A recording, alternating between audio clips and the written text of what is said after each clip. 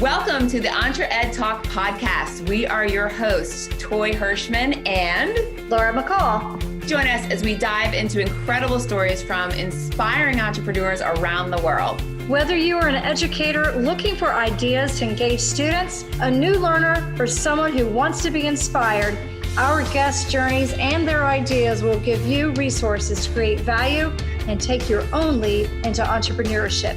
We are so looking forward to sharing our message with you. And don't forget to like, rate, and subscribe to the EntreEd Talk podcast on whatever platform you listen. Hello, everyone, and welcome to another exciting episode of the EntreEd Talk podcast. We are so happy to have our new friend, Sean Hops, with us today. Sean is in his 7th year teaching business education at a high school in Portage la Prairie, Manitoba, Canada. Coolness. Another Canadian friend. We're excited. He primarily teaches grades 11 and 12, including entrepreneurship, business, management, and marketing. Sean graduated from the University of Winnipeg with a major in business and technology teacher education. Me too. I have one of those tech ones. Can't wait to talk to you about it. He puts a large focus on project-based learning with entrepreneurship students to allow them the freedom to take ownership in launching their own business and pursuing those through high school and beyond. He has an innovative program where students not only succeed in the classroom, but also in the community and outside business-related competitions. We'll talk a little bit about some of those, I'm sure. And he plans to organize an annual community trade show that showcases student businesses to the school and community. So we're really excited to have you, Sean. Thank you for joining us today. Yeah, of course. Thanks for having me. I'm super excited to be able to have this conversation. This is going to be really fun. I have so many things I want to dive into with you, and I'm sure Laura does as well.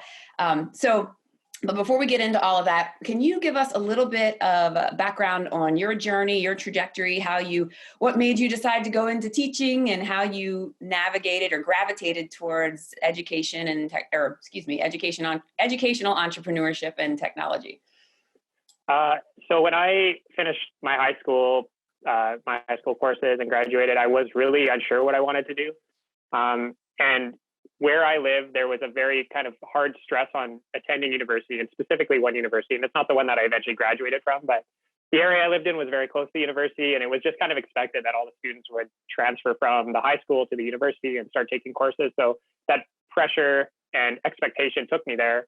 And I just kind of dabbled in a bunch of different courses. I didn't really know what I wanted to do. So I spent 2 years and a lot of money and a lot of time taking courses that ultimately had no say or no help in what I eventually did. But this program at the university, it's a joint program between the University of Winnipeg and a local college, Red River College here in Manitoba, where you can do an integrated program to do your education degree and major in business as a teachable. So I really like business.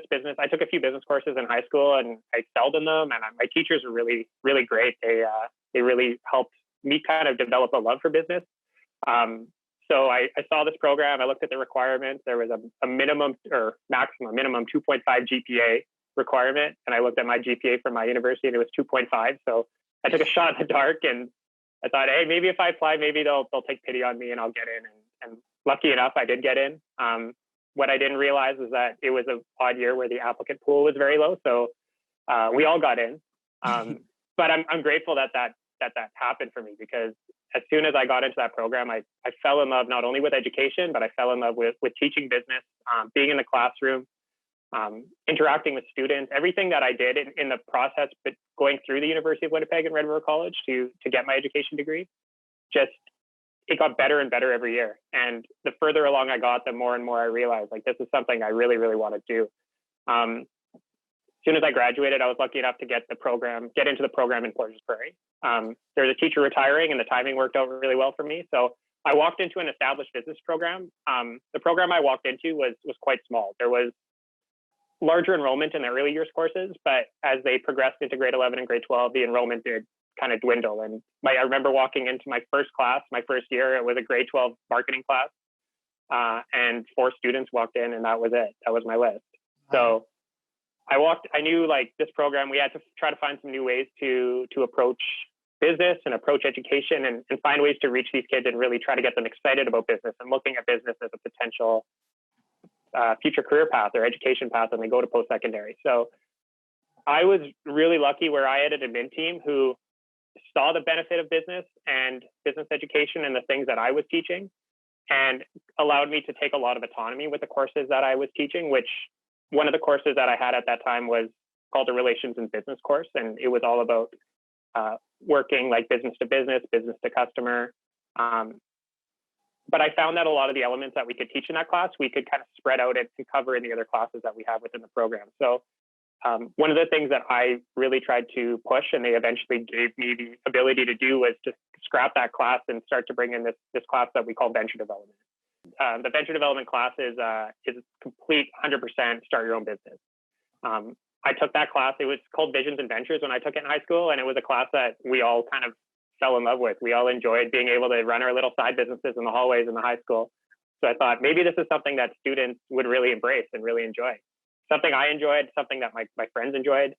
And what I found is as soon as we started to really kind of embrace the idea of entrepreneurship and showing these students that their career path doesn't have to be high school to university like it was when I was going through high school, they saw that there was alternatives. They saw that they didn't have to go work the part-time job at McDonald's or Burger King or 7-Eleven or wherever. And they kind of saw that with ownership in something that they can take control of, something that they can have a say in every decision that goes on, and have full autonomy over the businesses that they want to start, it really steamrolled. And all of a sudden we had huge enrollment in the program. We had a lot of successful entrepreneurs coming through that course. And we saw a lot of momentum carrying through past that course into the later courses, where it wasn't that they wanted to start a business, run it until the end of the semester, and then be done with it. We saw continuation through the summer months. We saw continuation through their later years in school. And it just, seeing the success of our older students made the younger students really excited about that program and really excited about those courses that they could take. And we saw enrollment jump very, very quickly. And it just, every year, like I just see so many more innovative and inspiring students coming through the program. And it motivates me more and more every year to continue doing what I'm doing. That's awesome. Maybe explain a little bit more about the venture development class and why you think that is more successful than like a traditional type of class where you are standing up and giving instruction as a teacher. I find that students really, they go through their day where they walk into a classroom, they sit down, they hear instruction, they do work. They maybe do some sort of assessment, they leave, and then they repeat that process for all of their classes. I try to approach my venture development class in a completely different way. And they walk in the first day. They sit down and I stand up there and I say, okay, give me a business idea. Tell me what you want to do. And they all just stare at me with big eyes, and they're waiting for me to give them instruction and tell them what to do and give them some sort of assignment that has to draw back to the things that I've lectured. But I try my best to minimize that amount of time in the classroom. We go over the core concepts as we progress through, but I do want to give them complete ownership where that class time that they have with me for venture development is their time to be able to sit down, identify the things that they need to do to make the next steps in their business, and start taking action on those.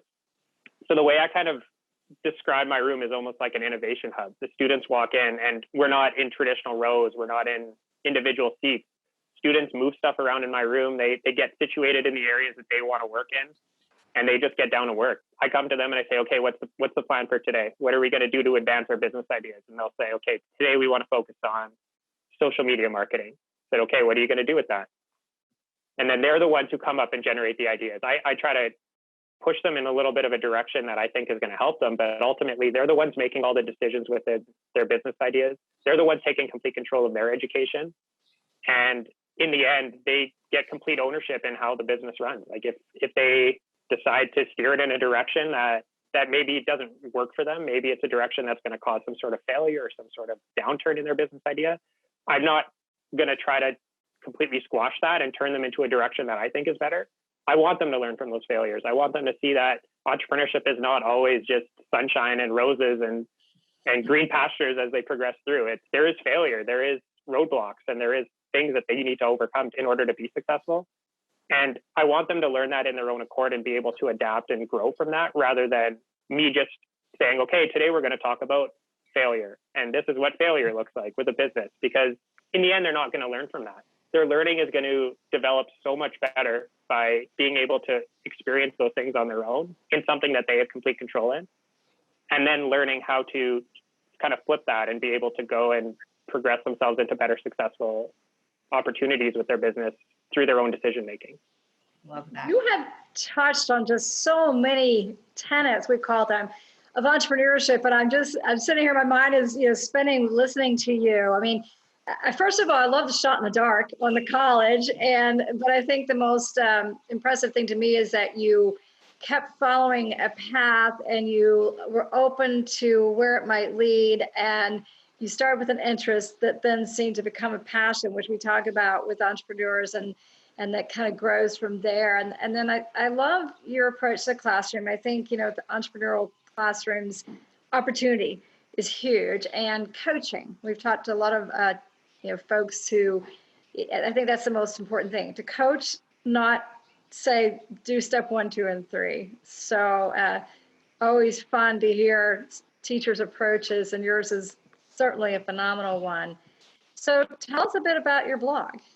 So one of the things that I realized kind of shortly into my teaching career is that the resources available for business educators is pretty limited. I've been able to access some that were developed by companies or developed by organizations, but there wasn't a lot of teacher-to-teacher resource sharing. And I found that a lot of teachers in my community, from some of the events and some of the things that we would go and attend, were coming to me and saying, like, what are some of the things that you do that work well in your classroom? And there just wasn't that ability, like there wasn't that resource for us as a community in Manitoba to be able to share those resources. So what I found is that a lot of what I was doing on the side, apart from being in the classroom with my students, was assisting and helping other business teachers in Manitoba with their entrepreneurship programs and the things that they can do with their students to try to advance their learning. And one of the ways that I found that I could do that best was just self-publishing on the internet. So I decided a couple of years ago to start putting some articles online and start talking about the things that I do in my classroom and pushing that information out to the individuals within my community, where they would come to me and say, hey, how did you do this? And I said, I actually summarized it. I wrote it up, and I'll just send them the link to the website. But then as I started to develop more connections with business educators from outside of Manitoba, throughout Canada or the US or elsewhere, I just found that resource was something that a lot of people really enjoyed having. It was something that they were able to access and be able to start to implement new things into their classroom. Mm-hmm. And that's something that I'm also I'm very passionate about learning. I'm very passionate about working with my students, but I'm also extremely passionate with helping other teachers. And I know I'm not the most experienced business educator. I know I don't have the most amount of years under my belt in our industry, but I do feel like if there's some things that work really well in my classroom or with my students, perhaps those are things that can work with other students or in other classrooms. So I try my best to supply as much experience, both positive and negative, to other business educators. And I just found online writing was the easiest source for that. It's something that I enjoy. Like, I know not a lot of students go through school and they dread the writing pieces that they get in English language arts, but it's something that I really enjoy doing. It's something that I wanted to continue doing. And I just found that developing a connection between what I loved in the classroom, what I loved about sharing resources with other educators, everything kind of coincided, and that's how it came to be. And you've created community. I think we talk about that with entrepreneurship and collaborating with others, and it's phenomenal. You're creating a community outside of your world in Canada and gone way beyond, and probably worldwide. I would assume some people from far, far away also tap in. Yeah. So we found too in our work that that's also something that teachers really need. So we're excited to share your blog and your stuff with our educators as well, because that's a lot of times you're maybe almost an anomaly, Sean, in the way that you went to school for this. But there are a lot of teachers out there that are traditionally trained in accounting or marketing or coming into education from a career change perspective. And they're all of a sudden teaching an entrepreneurship class, and they're going, oh, where's the curriculum? Where's the book? And there really isn't one, right? So that's really great that you're doing that. I wanted to go back to talk about your students again and some of the things that they're doing. And you talked about failure, and that's a big thing. And I like the picture of like a teacher going in a traditional way and saying, today we're going to have a lesson on failure. I think that's going to be a big failure if you try to do that. But we do learn as humans by falling flat on our face, right? We don't really learn something unless we do it the wrong way. And so I wonder how your students, when they have their first experience falling flat on their faces, or just the experience of coming into your class and not having that kind of traditional feel to your class, if that totally freaks them out. Like, how do they react to that first experience of, oh, wait, how do I get there's not a grade, there's not a, there's not a test, there's not a, how do they react to that? I feel like for most of them, it kind of puts them out of their comfort zone to begin with, and they try to revert back to the traditional means of education that they're used to. They'll come to me and say, okay, this happened with my business. What can I do? What do I need to do to solve this? And I think the expectation at first is they're coming to me for me to give them an answer, much like they would in any other classroom. How do I solve this equation? What dates were involved with this event that happened in the world? How I try to flip it is, if they come to me and they say, okay, this happened with my business, or this didn't work with this aspect of the thing that I'm doing, rather than me just providing an answer. Because in the end, like, these students are all working through different business ideas that I don't have a ton of background knowledge in. I'm very quick to tell them too, like, I'm not the expert in this. Like, entrepreneurship is something that I'm very passionate about, but it's also like, I can't answer every question for every single type of business you're running, because I don't know a lot about clothing design. I don't know a lot about developing, let's say, like a food or beverage related item, and who to go to talk to for these things. So when they come to me with these problems or these situations and try to revert back to the traditional form of education that they're used to, I try to push it more so to allow them to find different solutions for their problems, and then try to seek out those solutions and see which one works best for them. So, like, one example of that is, there was 3 girls that I have this year in grade 12. And last year when they were in the venture development class, they came to me and they said, we're having an issue. They were making iced coffee, and their issue was the shelf date of the coffee, because the items that they were using in their ingredients was causing it to go bad after 3 or 4 days. So if they made inventory and they didn't sell all of it within 2 days, it was no good anymore.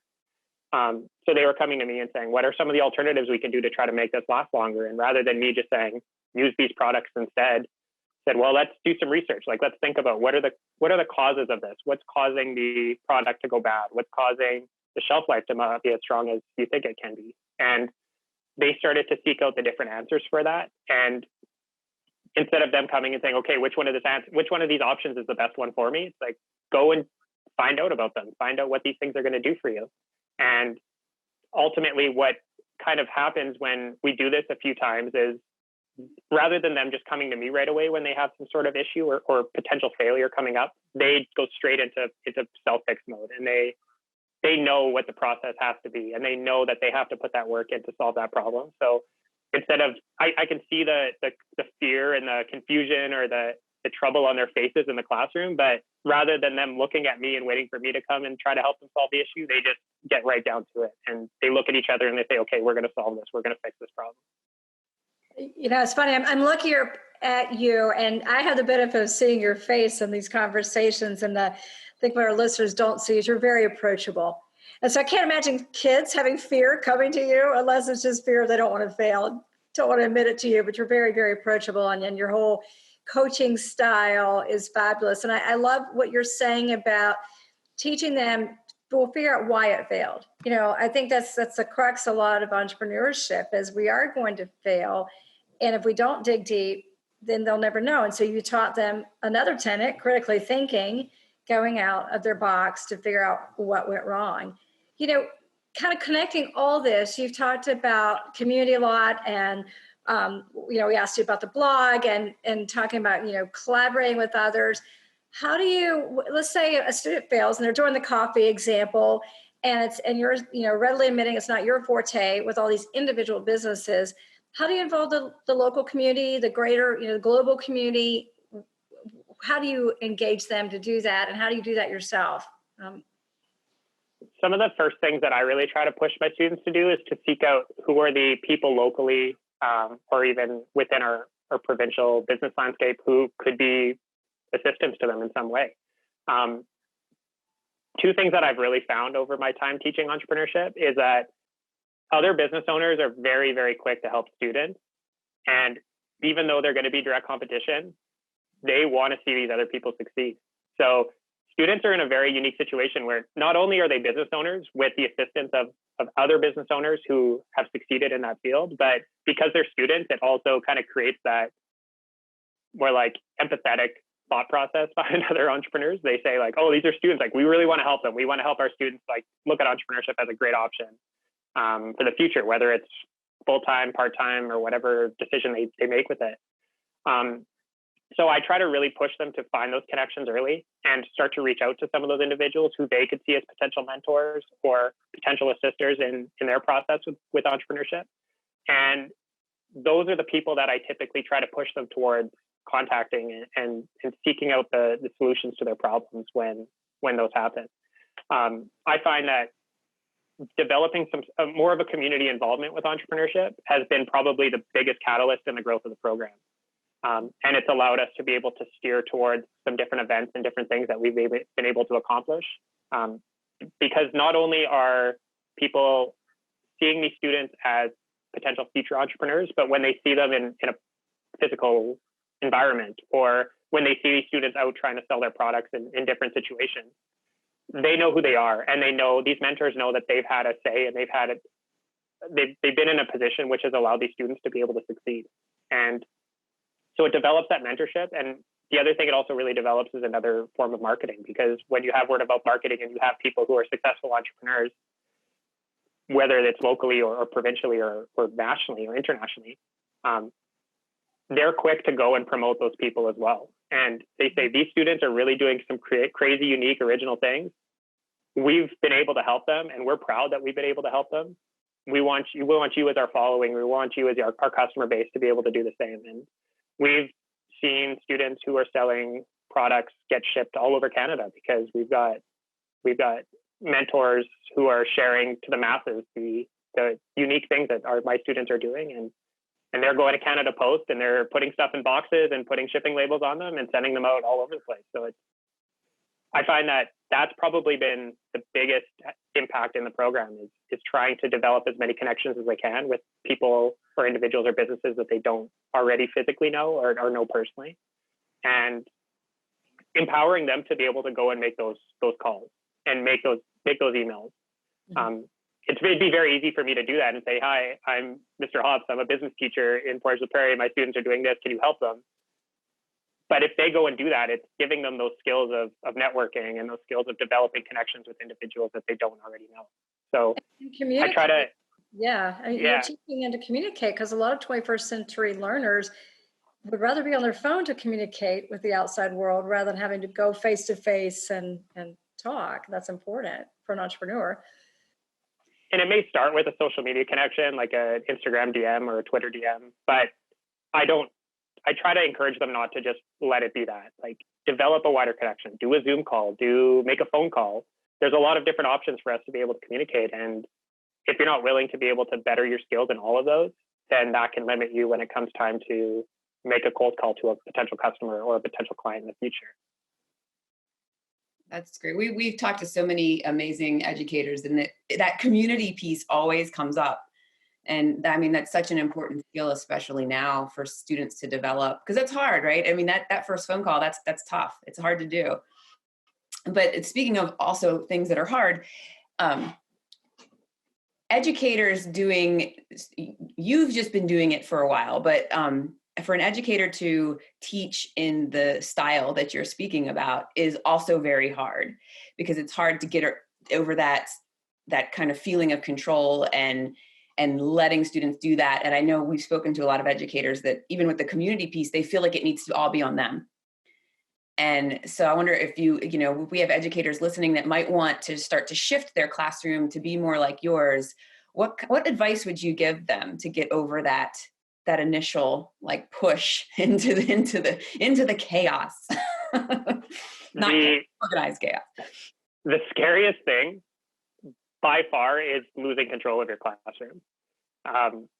Every educator goes through their education programs, post-secondary, and classroom management is something that is very highly stressed. You need to be in control of your students, in control of your classroom environment, and create guidelines and create rules when those things deviate from what the standard is in your room. With entrepreneurship, I find the more you forget about that, the better and more innovative your classroom is going to be. It's very like, and I know other teachers in my school have had this mindset when they walk by my room and my room is loud and there's music playing and students seem like they're all over the place. They're not sitting in desks. They're not working. It's almost like organized chaos at all times when I teach entrepreneurship.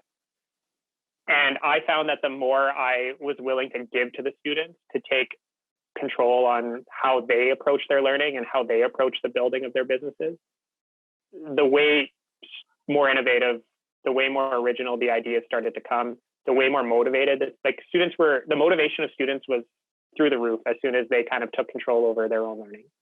And at first it was uncomfortable. I know, like, I was sitting there and I'm like, oh, what if this doesn't work? What if it becomes chaotic? What if students start throwing desks across the room? And I found that really didn't happen. Like, the more empowerment that I gave my students, the more that they approached it in a positive and professional way.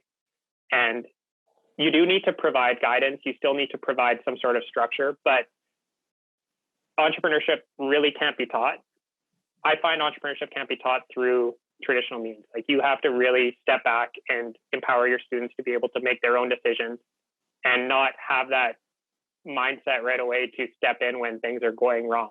Allow them to solve their own problems. Allow them to fix their own mistakes.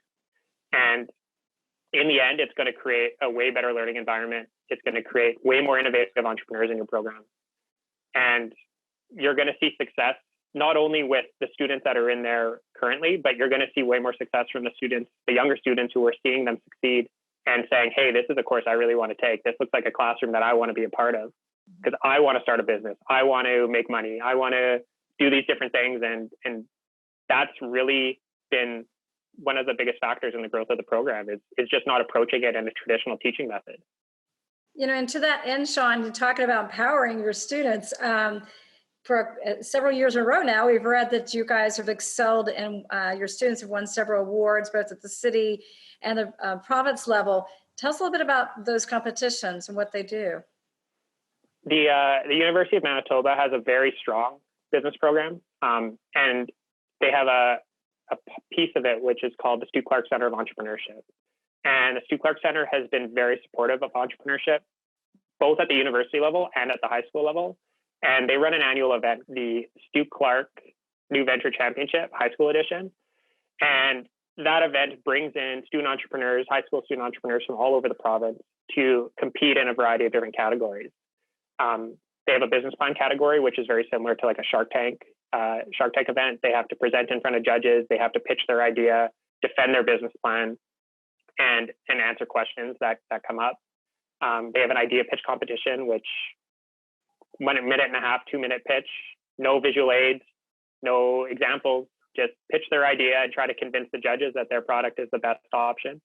They have a logo and branding competition where they have to defend the decisions that they made with their logo and their brand and why those tie back to their product or the message that they're trying to get across. And a trade show competition where they have to create a booth as they would in a traditional trade show and sell the judges on why their booth is not only creative and visually appealing, but also why it ties in with their branding and ties in with the message they're trying to get across with the product. With these events, I found that we attended them a couple of years and we weren't very successful in the first couple of years that we attended, but I learned a lot about how innovative students are and really what it's going to take in order to be successful against the competition. So a lot of the information that I gathered from the first couple of years attending that event, I drew back to my program and I said, okay, like, if you guys really want to excel, like you guys can do this, you guys can succeed. But in order to do it, you really need to try to push yourselves to that next step and don't just aim for the standard. You got to try to exceed the standard. And students really kind of took this in a way that allowed them to really like self-motivate and find new ways to be able to push themselves with their business ideas. There are a lot of organizations and programs, like I've already said, that help with entrepreneurship in education. I found that not using those was actually more beneficial for my program, because as students kind of took more self-ownership in their businesses, and it wasn't, okay, we're going to learn about how to do the financial records, and here's an accountant who's going to build you templates, and here's a marketer who's going to assist you with your marketing aspects. The more that they took self-ownership in their all the different aspects of their business, you could see when they went and attended these competitions that they were very passionate and very knowledgeable, and really showed that a piece of them was a part of this business. And what ended up happening was we started to see a big shift in the success of the students when they went and attended these competitions. They went into their business plan pitches, and they were up there, they were animated, they were excited, they were motivated, and they knew everything. They knew every aspect. Every question that came up, they had answers for. Questions like, how did you build your financial record keeping tools?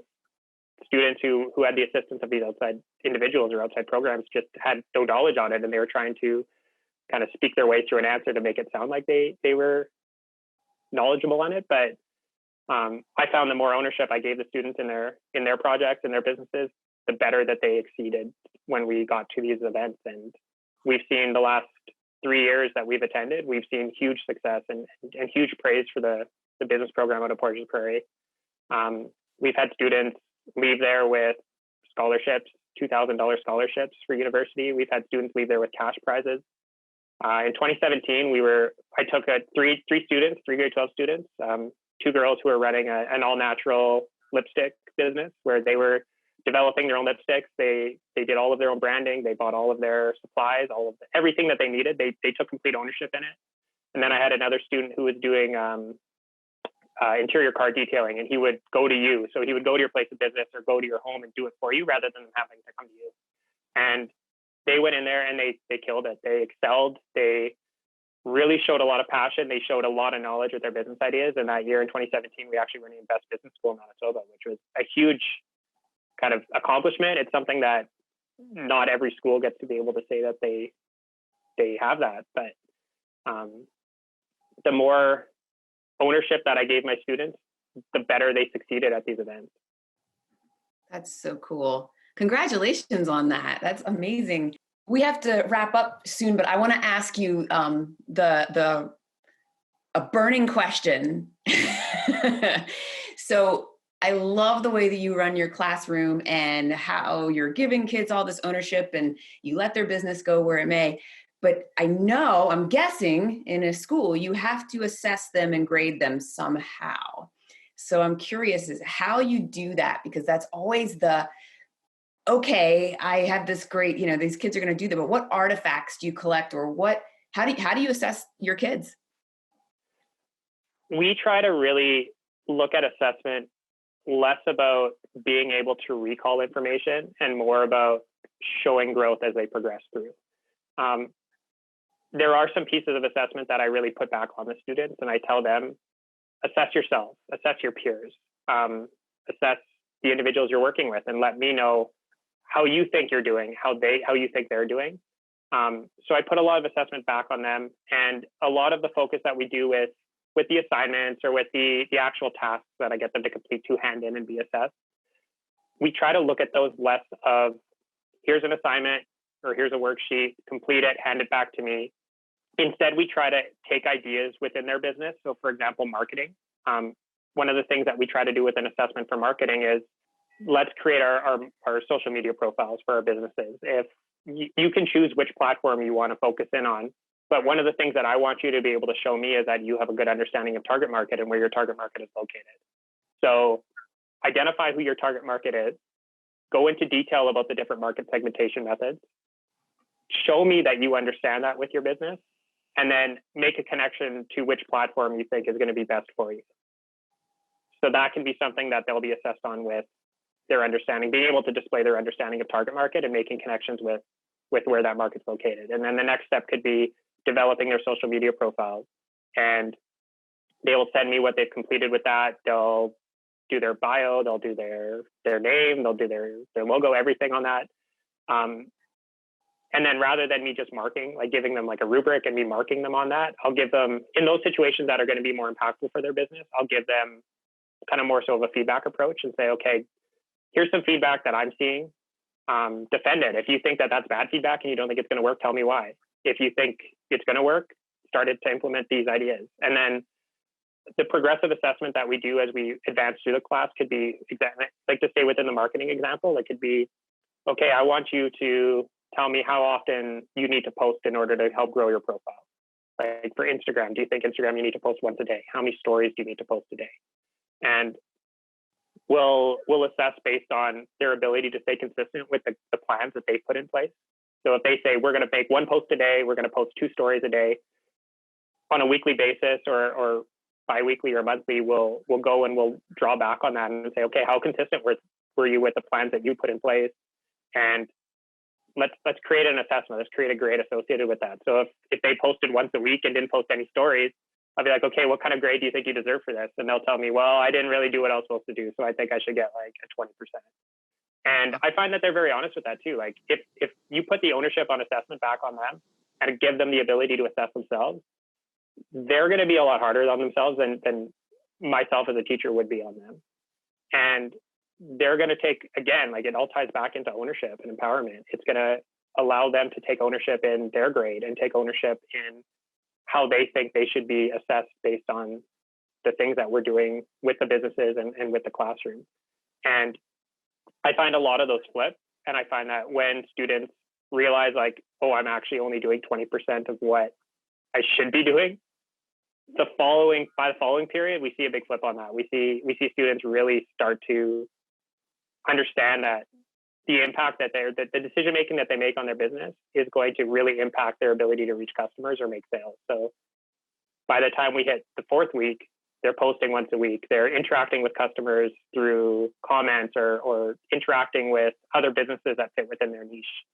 And then they say, I'm getting 100% on this. I know that I can get 100% on this. And if they tell me that and I believe them and I think that that's the case, then that's the mark. Your approach is very entrepreneurial. I think even in the way you grade, I love assessment because it's a less scary word than what's your grade. And I totally agree. I'm sure Toi does too. Once you have ownership, then it's yours and you want to do well.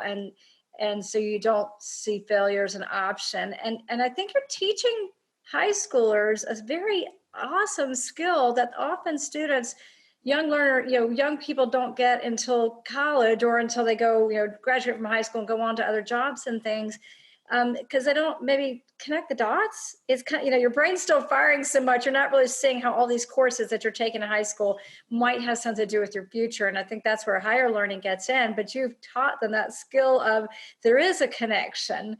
And if you own it, that connection just gets greater and greater for your own learning opportunities and abilities. So I love that. I wish my teachers through the years had said, assess yourself, requires a little honesty. Oh, assess yourself. Yeah, assess yourself. This has been fun, Sean. We love talking to people like you. It's, every time we talk to folks like you, we're inspired. And we always say we wish our own kids could go to your classroom and be in there. It's awesome to have, so many resources out there. And can you share with us how we would get in touch with you, particularly the blog and any other means you would like folks to know about to reach out? Yeah, the best way to get in touch with me would either be through Twitter. My Twitter handle is @SeanHops, all one word. Or my website is www.seanhops.com. And on there, you can find the blog content is on there. I have a lot of resources that I use in my classroom with links back to those, as well as last week I just launched, I call it Teach Business Today. So it's a weekly newsletter that I send out to business educators. And within this newsletter, I find the 5 coolest things that I found in relation to business or education and share that with individuals who are wanting to learn more about how they can implement some of those ideas into their classroom.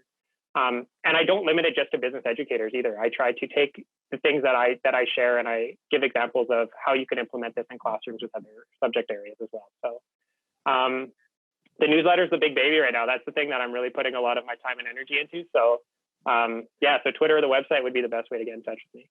Well, thank you, Sean, so much for joining us today. It was a pleasure meeting you virtually, and we look forward to getting to know you more. Thank you so much for having me. It was a lot of fun.